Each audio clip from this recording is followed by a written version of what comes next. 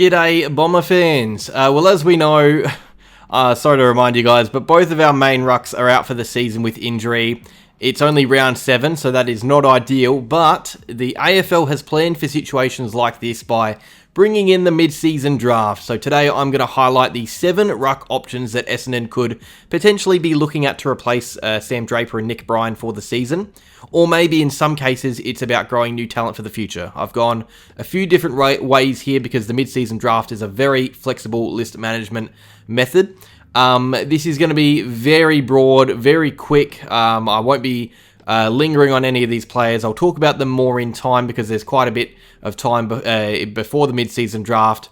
But yeah, here are the 7 rucks that Essendon should be keeping an eye on for the mid-season draft, which means you guys should be keeping an eye on them too. And also, while I've got your attention, if you like listening to me yap, because I do love to yap, I suggest you go over and listen to some other Essendon yappers because it's a growing community.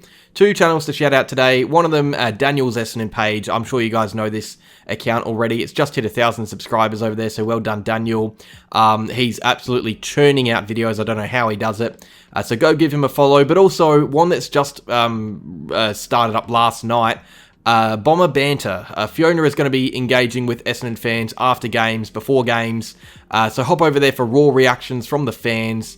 And yeah, that's all for housekeeping. Let's get right into it. Okay, we'll start off with Cooper Keogh. This is a guy. I mean, it's obviously we're going to get a ruck in the mid-season draft, and at the time of filming, the most likely candidate has to be Cooper Keogh.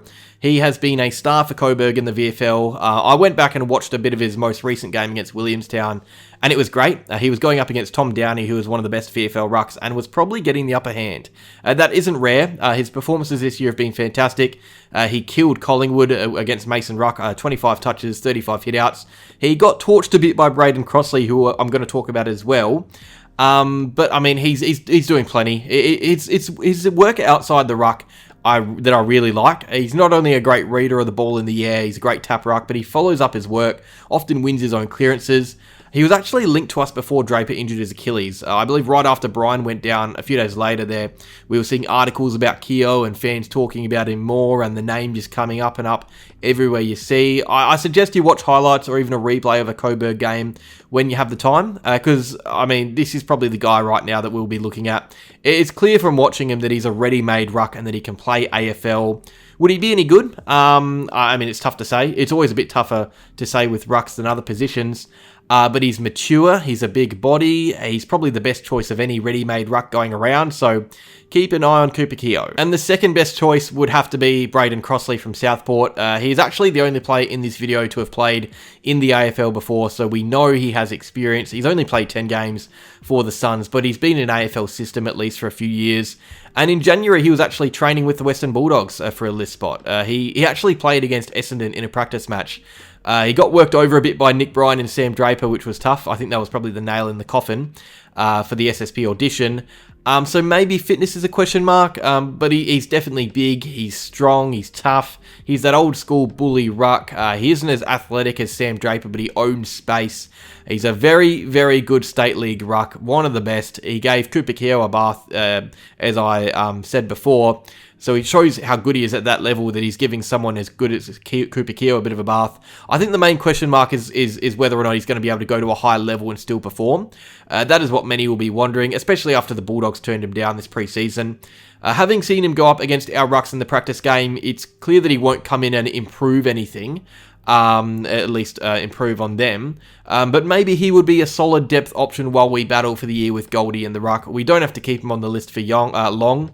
It can be a half a year contract.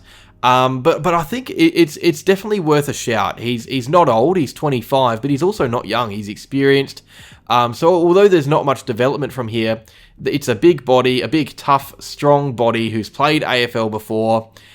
He has had his scandal or two off field, but I mean, it was a while ago. I won't even really bring it up too much because it was so long ago. You'd have to think he's changed, or hope he's changed if he ends up joining Essendon.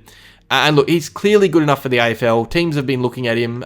Teams have had him before.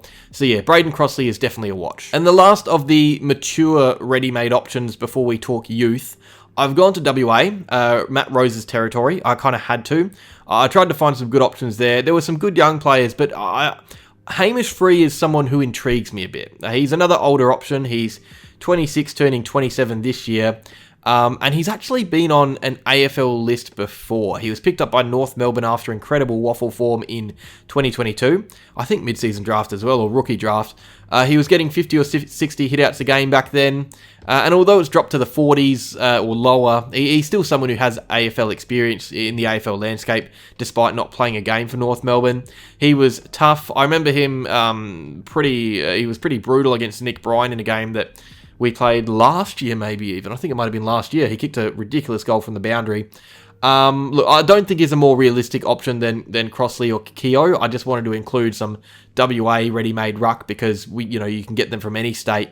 But he's a really experienced and big ruck, not overly skilled or anything. He just come in and play a role. Okay, now for a local boy, for me at least, Alex Van Wyk. He is someone I've seen very loosely come through the system a bit, or the Sandford system. I've known of him for a little while. He was at Nord until this season.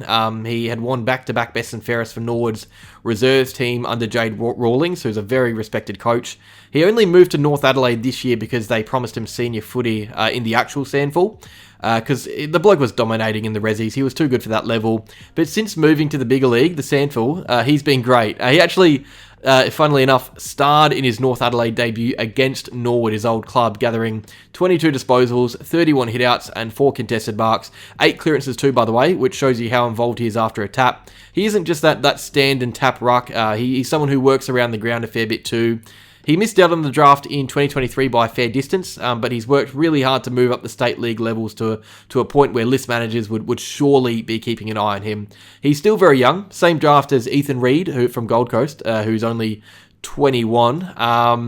And Van Wyk turns 21 in a couple of months too. So very raw in his journey still, which may mean that he's not quite ready for a long season. But if the club wanted another young player who's impressed against senior bodies already, this guy is a genuinely decent shout. His numbers for a player this young are pretty impressive. He was actually the same draft as Vigo Vicentini as well, I think.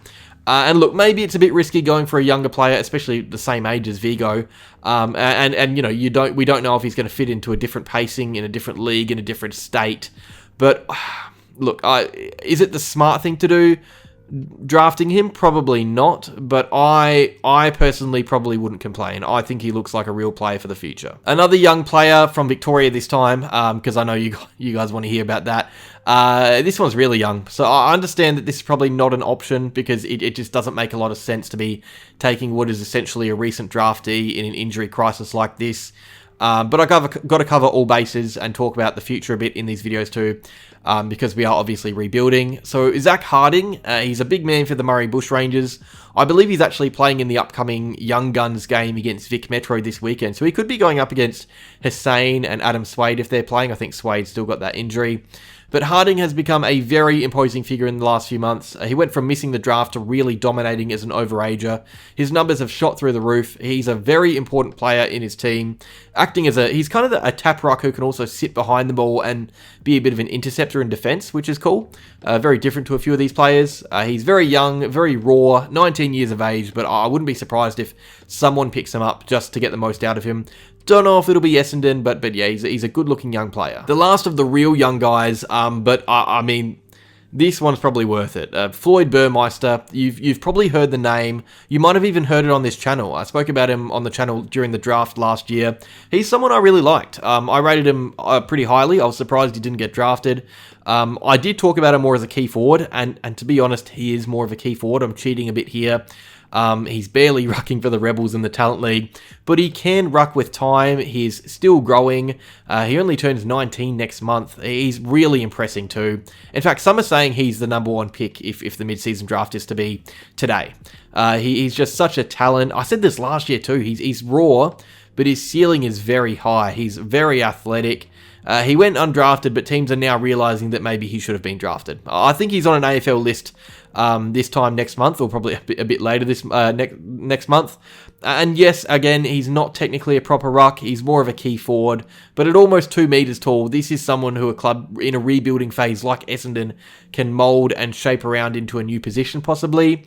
I certainly wouldn't be complaining if we ended up with him. It might not fix our ruck issues right away, but we do have multiple picks in this draft, and Burmeister is very hard to reject if he's available. He's a very talented young player. And finally, Ajang Kuol Mun. This is a guy I talked about last year too a bit, I think.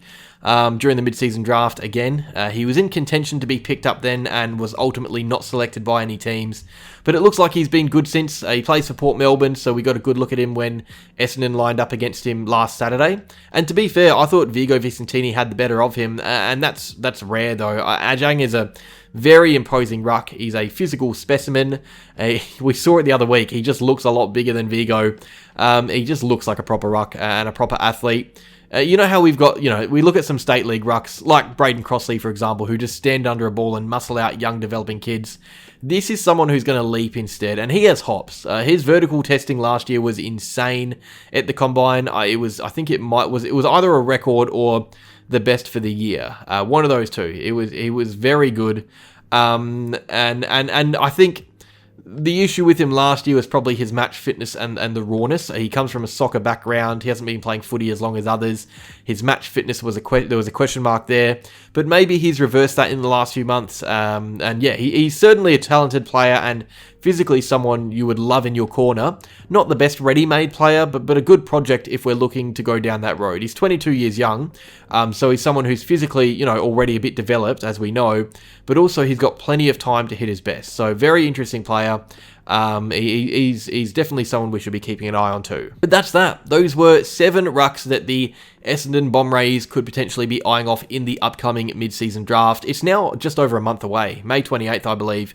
So we're going to have plenty more videos out talking about it before then. Let me know who you think, or who you like the look of down below out of these 7 guys, or let me know if I've missed out any rucks that you think could be considered. But that is all. Make sure you like the video, subscribe if you're new, and go Bombers.